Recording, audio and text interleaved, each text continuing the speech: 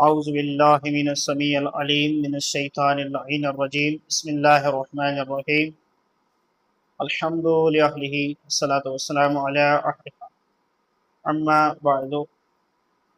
عزیزان گرامی، ہماری گفتگو مسلسل خطابت کے حوالے سے جاری و ساری ہے۔ آج کا تیسرا لیکچر ہے۔ آج کے اس درس میں ہم 3 چیزیں بیان کریں گے جو مجلس کے لیے ضروری ہے، یعنی وہ افراد جو مجلس پڑھنا چاہتے ہیں، خطابت سیکھنا چاہتے ہیں، 3 چیزوں کا خیال رکھنا لازمی ہے۔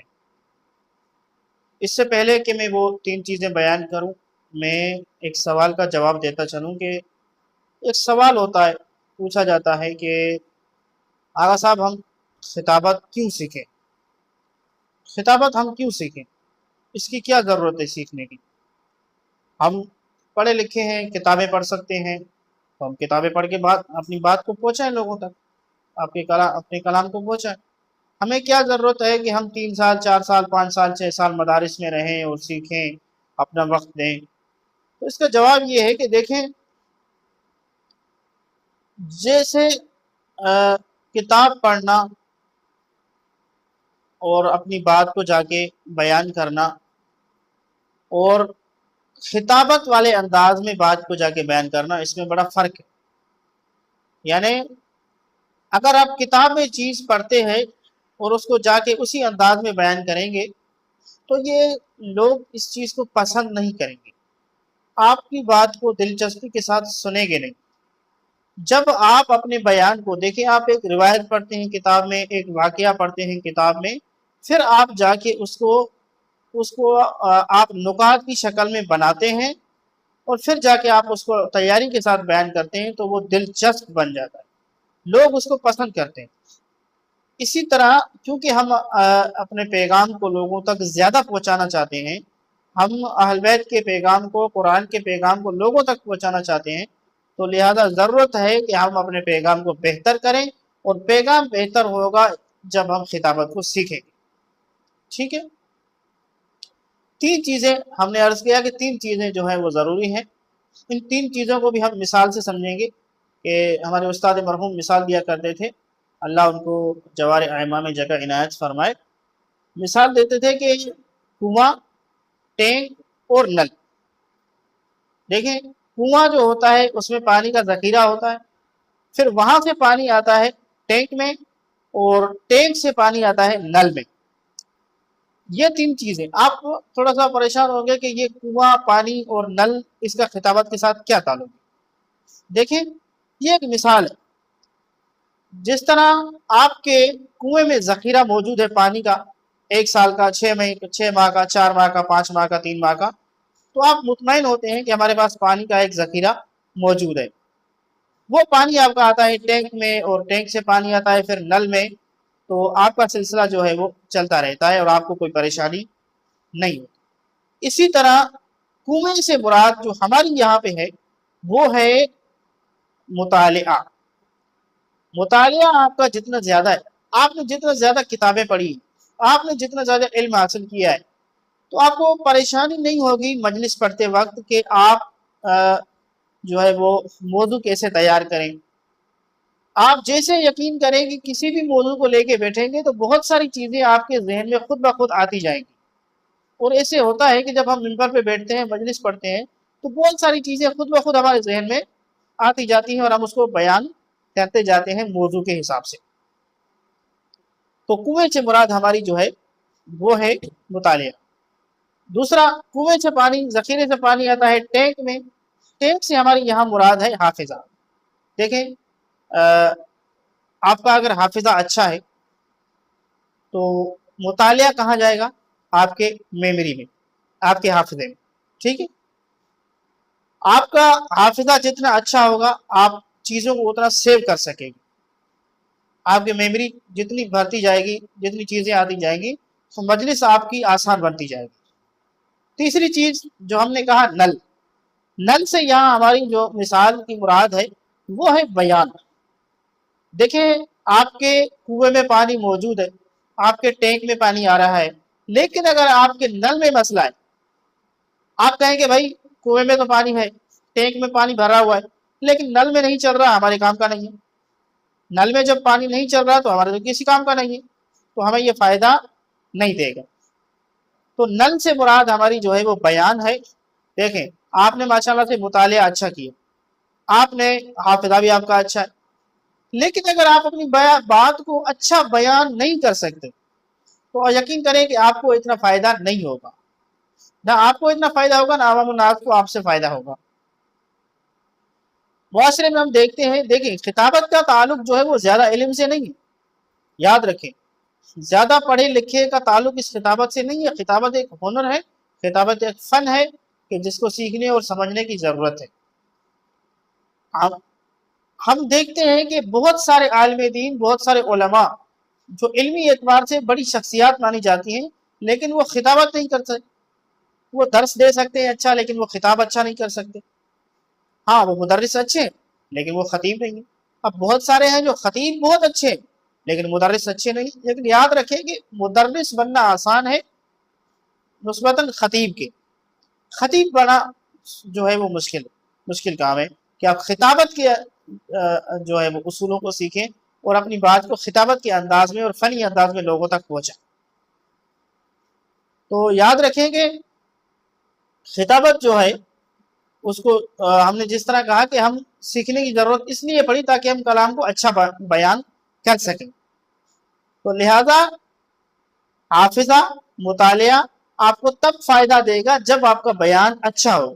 اگر آپ کا بیان اچھا نہیں ہے، اگر آپ کا انداز گفتگو اچھا نہیں ہے تو آپ کو مطالعہ اور حافظہ کوئی بھی فائدہ نہیں پہنچائے گا۔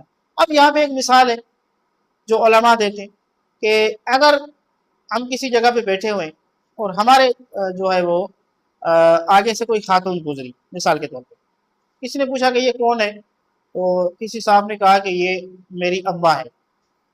تو سوال کرنے والے نے کہا کہ کیا آپ کا ان کے ساتھ کوئی انڈائریکٹلی رشتہ ہے؟ تو کہا کہ ہاں یہ میرے ابا کی بیوی ہے۔ یہ انڈائریکٹلی رشتہ ہے، ہم اس کو ڈائریکٹلی مثلا نہیں کہہ سکتے کہ یہ میرے ابا کی بیوی ہے۔ کہا پھر آپ نے یوں کیوں نہیں کہا کہ یہ میرے ابا کی بیوی جا رہی ہے؟ کہا کہ دیکھو مولانا صاحب یہ اچھا نہیں لگتا کہ میں اس کو اس طرح سے بیان کروں کہ یہ میرے ابا کی جو ہے وہ بیوی جا رہی ہے، یہ اچھا لگتا ہے کہ میں اس طرح کہوں کہ یہ میری امی جا رہی۔ اسی طرح بیان جو ہے، بیان میں بھی یہی ہے کہ آپ کو یہ معلوم ہونا چاہیے کہ اس روایت کو میں نے کس انداز سے بیان کرنا ہے۔ اب میں آپ کو یہاں پہ ایک چیز بیان کر کے بتاتا ہوں کہ آپ تاکہ اس چیز کو سمجھیں۔ روایت ہے کہ عباس ابن عبد المطلب سے اور یزید بن کعنب سے یہ روایت ہے۔ اچھا یہ جو ہے الطعامۃ و ثاقبہ کتاب کے اندر یہ روایت موجود ہے، آپ وہاں سے دیکھ سکتے ہیں کہ امیر المومنین علی بن ابی طالب علیہ السلام جب شکم مادر میں تھے تو روایت ہے یزید بن کعنب اور عباس ابن عبد المطلب سے کہ ہم خانہ کعبہ کے قریب کھڑے تھے، ہم چشمہ دید گواہ ہیں کہ ہم نے دیکھا کہ بی بی فاطمہ بنت اسد آئی، کعبے سے ٹیک لگائی، دعا مانگی، کچھ کلمات کہے اور پھر بچے کے جو ہے وہ واسطہ دیا بچے کا، اور پھر دیوار کعبہ شک ہوئی اور بی بی اندر چلی گئی اور 3 دن تک کعبہ میں رہی، اور 3 دن کے بعد جو ہے وہ کعبہ سے باہر آئی۔ تو ایک بڑا رش تھا، ہجوم تھا، اور جیسے باہر آئی تو پہلی مرتبہ جو ہے وہ رسول خدا نے علی کو اپنے ہاتھوں پہ لیا، اور امیر المومنین نے 3 دن آنکھیں نہیں کھولی تھی، اور وہاں جا کے آنکھیں کھولی اور رسول اللہ سے کلام کیا کہ میں کیا سناؤں، توریت سناؤں، انجیل سناؤں، زبور سناؤں؟ تو مولا نے جو ہے وہ سورہ مومنین کی تلاوت کی، آیت کی تلاوت کی۔ یہ آپ نے اس انداز سے جو ہے وہ اس واقعے کو بیان کیا۔ یہ تھی کتابی بات کہ آپ نے کتاب میں روایت پڑھی اور آپ نے جا کے لوگوں کے سامنے اس طرح سے بیان کر دی۔ اب اس کو خطابت کے انداز میں کیسا بیان کرنا یہ آپ اب دیکھیے گا۔ اب ہم اس کو بیان کرنے لگے۔ دیکھیں کہ عزیزان گرامی، امیر المومنین علی بن ابی طالب علیہ السلام جب شکم مادر میں تھے، جب بی بی کے شکم میں تھے، تو ہمارے یہاں ہوتا یہ ہے کہ عورت کو جس کا حمل ولادت کے قریب ہو، یعنی ایام ولادت ہو جب، تو عورت تنہائی میں نہیں جاتی، خصوصاً کہ اس ایام میں کہ جہاں پر اسے کسی نہ کسی کے ساتھ کی ضرورت ہوتی ہے، وہ کسی عورت کو ساتھ رکھتی ہے تاکہ مجھے مشکل نہ ہو۔ لیکن یہ فاطمہ بنت اسد تھی کہ اس عالم میں جہاں اسے کسی کے ساتھ ہونا چاہیے تھا، وہ گھر کو چھوڑتی ہے، گھر سے باہر آ کے خانہ کعبہ کے قریب آئی، اور جیسے سیدہ قریب آئی تو قریب آ کے کہا کہ پروردگارہ میں تمہارے تمام کتابوں پہ ایمان لائی، تمہارے تمام پیغمبروں پہ ایمان لائی، اور میں تم سے اس بچے کے واسطے سے سوال کرتی ہوں، یعنی اس بچے کا واسطہ دیتی ہوں جو میرے شکم میں ہے، میرے اس ولادت کے عمل کو آسان فرما۔ اب جیسے بی بی نے یہ واسطہ دیا، یزید بن قعنب اور عباس ابن عبد المطلب کہتے ہیں کہ ہم چشمہ دید گواہ ہیں کہ دیوار کعبہ شک ہوئی، جیسے دیوار کعبہ شک ہوئی بی بی فاطمہ بنت اسد جو ہے وہ خانہ کعبہ کے اندر چلی گئی اور 3 دن تک سیدہ کعبے میں رہی۔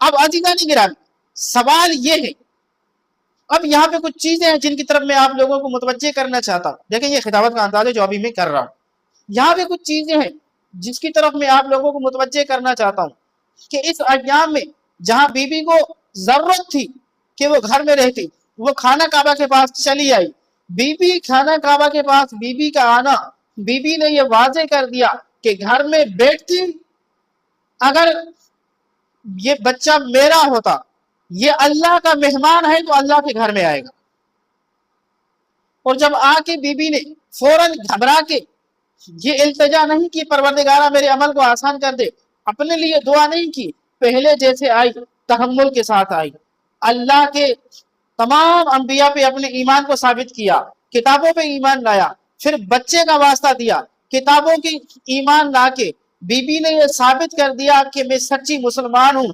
خبردار، کیونکہ بی بی جانتی تھی کہ ابو طالب کے ایمان پہ لوگ جو ہے آج بھی اعتراض کرتے ہیں، لہذا بی بی نے ثابت کر دیا کہ میں ایک سچی مسلمان ہوں، اور یاد رکھے کہ کوئی بھی سچی مسلمان کسی کافر کی زوجہ نہیں ہو سکتی۔ یہ خطابتی انداز ہے۔ پھر بی بی نے علی کا واسطہ دے کے یہ ثابت کر دیا کہ خبردار زمانے والوں، خبردار ان لوگوں، تم کیا کہتے ہو کہ یا علی مدد کہنا کفر ہے، تم کیا کہتے ہو کہ علی کو مدد کے لیے پکارنا کفر ہے، ارے علی تو وہ ہے کہ جو شکم مادر میں رہتے ہوئے ماں کی مشکل کشائی کرے، کیا سمجھتے ہو کہ دنیا میں آ کے علی مدد کرے گا؟ پھر دیکھیں دیوار جیسے پھٹی، عزیزان گرامی ہم ایک کمرے میں موجود ہوں، وہاں سے اگر دیوار پھٹنے لگے تو ہم کیا کریں گے؟ کمرے میں اندر جائیں گے یا باہر جائیں گے؟ یقیناً ہم کمرے کے باہر بھاگنے کی کوشش کریں گے، لیکن یہ کیسی خاتون ہے جیسے دیوار پھٹی بغیر کسی خوف کے کعبے میں اندر چلی گئی، ارے یہ کیسے نہ جاتی؟ بی بی نے کہا کہ فرار کرتی، اگر فرار کی ماں ہوتی، ارے میں تو حیدر کرار کی ماں ہوں۔ عزیزان گرامی آپ اس انداز سے جب بیان کریں گے تو یہ خطابت کا انداز ہے، تو لہٰذا 3 چیزیں جو ہے وہ ضروری ہے، مطالعہ، حافظہ اور بیان۔ مطالعہ اور حافظہ آپ کو تب فائدہ دے گا جب آپ کا بیان بہتر ہوگا۔ انشاءاللہ یہ 3 چیزیں تھی آج کی، اور اگلے لیکچر میں انشاءاللہ باقی چیزوں کو جو ہے بیان کیا جائے گا۔ وما علینا الا البلاغ